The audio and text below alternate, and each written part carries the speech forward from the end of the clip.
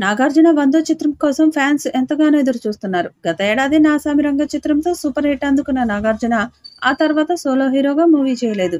ప్రస్తుతం ఆయన 'కుబేర', 'కూలీ' సినిమాలలో కీలక పాత్రలు పోషిస్తున్నారు.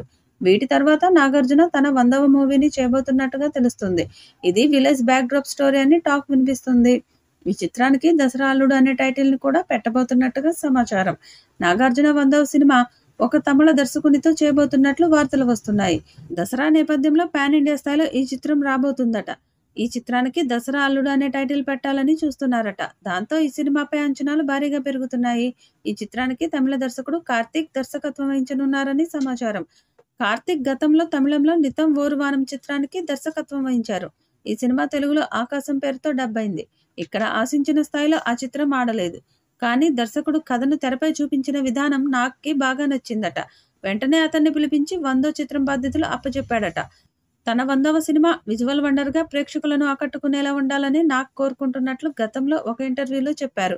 నిన్న మొన్నటి వరకు నాగార్జున 100 చిత్రానికి పూరి జగన్నాథ్, బెజవాడ ప్రసన్నకుమార్, తమిళ డైరెక్టర్ మోహన్ రాజా, నవీన్ పేర్లు గట్టిగా వినిపించాయి.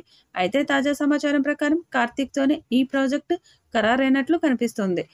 షూటింగ్ ఈ ఏడాది చివర్లో లేదా 2026 ప్రారంభంలో మొదలయ్యే అవకాశం ఉంది. నాగ్ అభిమానులకు ఆకట్టుకునేలా ఓ సూపర్ స్టోరీని రెడీ చేశాడట కార్తీక్. 100 కోట్ల భారీ బడ్జెట్‌తో పాన్ ఇండియా రేంజ్‌లో నాగ్ సెంచరీ మూవీని తెరకెక్కించేందుకు రెడీ అవుతున్నారట. త్వరలోనే దీనిపై అధికారిక ప్రకటన వచ్చే అవకాశం ఉంది. ఏ హీరోకైనా 100వ సినిమా అంటే చాలా ప్రత్యేకం. దాన్ని వీలైనంత స్పెషల్‌గా మార్చుకోవడానికే చూస్తుంటారు.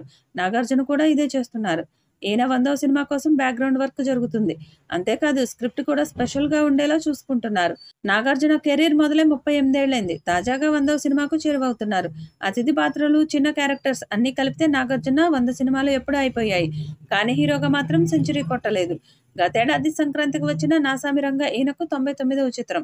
ఈ లెక్కన 100వ సినిమా కోసం గ్రౌండ్ వర్క్ జరుగుతుంది. తన